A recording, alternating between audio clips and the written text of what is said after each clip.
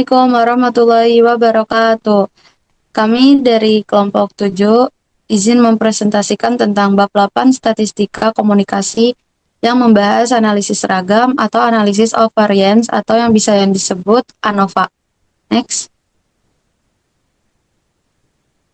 Sebelum itu, izinkan kami memperkenalkan diri kami masing-masing.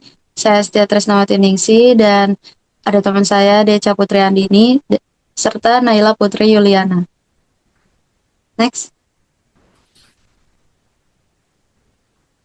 Yang pertama ada pengertian dari ANOVA sendiri. ANOVA atau analisis varian adalah suatu metode statistik yang digunakan untuk menguji perbedaan rata-rata antara dua atau lebih kelompok. Tujuan utama ANOVA adalah untuk menentukan apakah ada perbedaan yang signifikan antara rata-rata pada kelompok yang diuji. Next. Sini ada jenis-jenis ANOVA, ada 3. Yang pertama, one-way ANOVA. Bila faktor yang menjadi perhatian berupa satu faktor, maka ANOVA yang digunakan adalah ANOVA satu arah. Yang kedua ada two-way ANOVA. Digunakan ketika ada dua faktor dan dapat mengeksplorasi interaksi antara kedua faktor tersebut. Yang ketiga ada MANOVA multivariate analysis of variance. Digunakan ketika ada lebih dari satu variabel yang ingin dianalisis secara bersamaan. Next. Oke, di sini ada one way ANOVA, latihan kedua. Bisa dilihat soal tersebut jumlah yang dibelanjakan Astra, BCA, Citi, dan Amex. Dan tabel pertama itu ada Astra, ada 8, 7, 10, 19, dan 11. Dan yang kedua itu ada BCA, ada 12, 11, 16, 10, dan 12. Yang ketiga ada Citi, 23, 10, 15, 14, dan 14. Dan yang terakhir ada Amex, yaitu 13, 12, 14, 15. Ujilah sama dengan 0,05, apakah ada pengaruh perbedaan kartu kredit pada penggunaannya? Next. Jawaban nomor 2. Bisa dicari jumlah antar kolomnya atau JKK, lalu dikurang jumlah kuadrat total, itu 246 kuadrat dibagi 19, di mana terhitung hasil jumlah semua datanya dari 8 sampai 15 atau JKT, dan menghitung jumlah kuadrat sisaan JKS. Kemudian, yang didapat dari hasil jumlah kuadrat total dikurang jumlah kuadrat antar kolom, hasilnya akan dihitung kembali ke dalam tabel ANOVA selanjutnya. Next.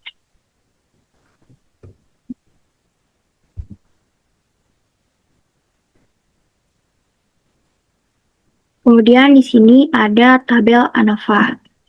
Di sini derajat bebas antar kolom dan sisaan itu ada 3 dan 15. Seperti di rumusnya, yaitu jumlah populasi dikurang 1. Berarti 4 dikurang 1 sama dengan 3. Untuk hasil derajat bebas antar kolom, dari total populasi itu ada 19 dikurang 4, atau jumlah populasi Astra, BCA, Citi, dan Amex. Untuk jumlah kuadrat antar kolom itu JKK, sedangkan sisaan itu JKS. Kemudian di bawahnya itu adalah hasil atau bisa dibilang jumlah kuadrat total. Kemudian untuk varian ragam cara menghitungnya yaitu jumlah kuadrat antar kolom sama derajat bebas antar kolom sama juga dengan yang bersisa. Lalu hasil F hitung dengan cara varian ragam antar kolom dibagi dengan varian ragam sisaan, yaitu hasilnya minus 14. Dan yang terakhir ada F tabel yang didapat pada angka 3,29. Jadi bisa disimpulkan F hitung itu lebih kecil daripada F tabel, maka tidak ada pengaruh perbedaan kartu kredit pada penggunaannya. Next. Lalu di sini ada rumus-rumus. Yang pertama ada rumus JKB, jumlah kuadrat antar baris. Yang kedua ada JKK, jumlah kuadrat antar kolom. Yang ketiga ada JKS, jumlah kuadrat sisaan. Yang keempat ada JKT, jumlah kuadrat total. Statistik uji yang digunakan adalah F hitung tolak HO bila F hitung lebih kecil daripada F tabel. Next. Di sini ada latihan nomor 1. Di sini ada data mesin ketik dan beberapa sekretaris.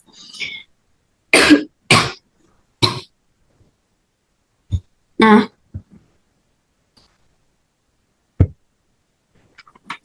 itu ada JKB, jumlah kuadrat antar baris. Di sini ada 275 kuadrat per 4, ditambah 255 kuadrat per 4, ditambah 294 kuadrat per 4, ditambah 287 kuadrat per 4, dikurangi 181 kuadrat per 16 per 4, karena jumlah data dari mesin ketik dan sekretarisnya. Kalau 16, itu total semua data keseluruhannya. Jadi, totalnya 143,69. Selanjutnya ada JKK, jumlah kuadrat kolom. Ada 288 kuadrat per 4, ditambah 228 kuadrat per 4, ditambah 302 kuadrat per 4, dikurangi sama 181 kuadrat per 4. Di sini ada hasilnya 790,19.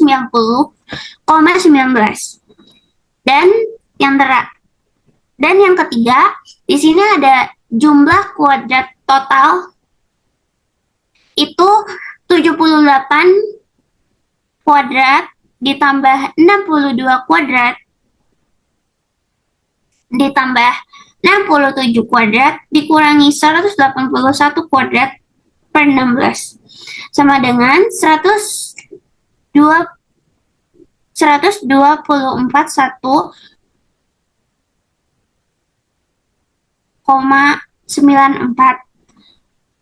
Di sini ada JKS, ini JKT dikurangi JKB dikurangi JKK itu 124,94 dikurangi 143,69 dikurangi 790,19 itu hasilnya 308,6. Yang kedua, penyelesaian yang kedua, di sini ada tabel blok antar kolom sisaan total.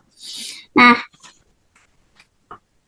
ini hasil antar kolom itu sama karena soal di sebelumnya itu jumlah mesin dan sekretarisnya itu sebanding. Jadi rumusnya sama jumlah populasi dikurang 1, yaitu 4 kurang 1, 3. Yang kedua, kita nyari sisaan, yaitu hasil derajat bebas blok sama antar kolom, di mana sama-sama 3. Jadi, dikali 3, yaitu 9, dan total seluruhnya ada 15. Untuk kuadrat, kita masukin hasil JKB, JKS, JKT. Nah, terus kita masuk di varian ragam. Ini ada 40 varian ragam, kita hitung dengan jumlah kuadrat blok itu 3 sama dengan 47,89 dan angka seterusnya mengikuti, yaitu dibagi 1,39. Ada di varian hitung.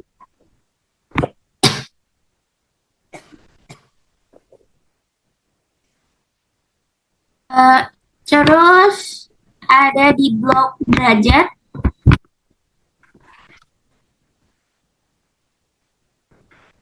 Derajat bebas itu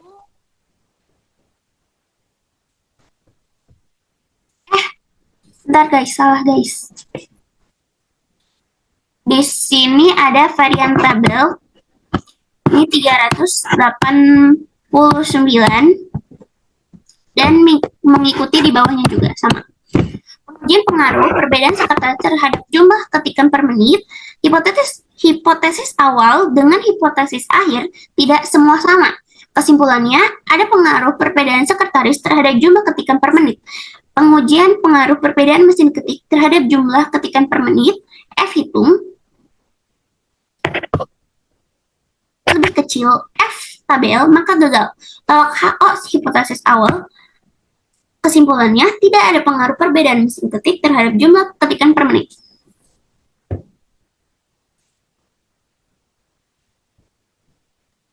Oke, selanjutnya ada kesimpulan ANOVA satu arah.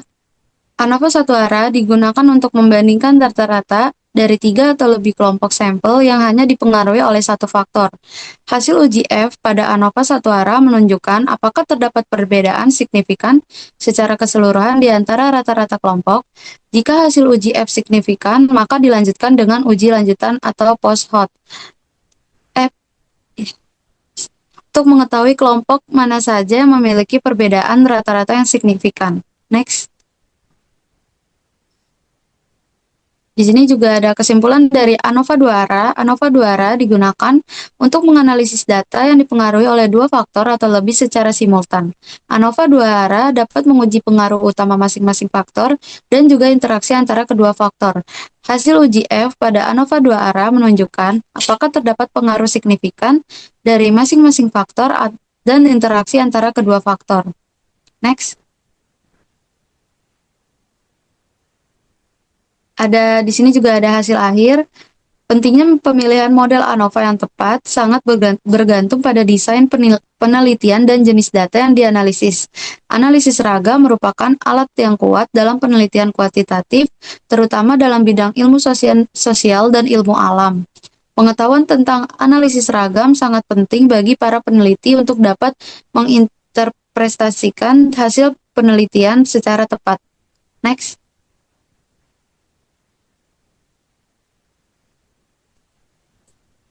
Oke, itu dia presentasi dari kelompok kami, kelompok 7 bab 8 Statistika Komunikasi tentang analisis ragam. Itu dia. Sekian dari kami, terima kasih. Wassalamualaikum warahmatullahi wabarakatuh. Dah.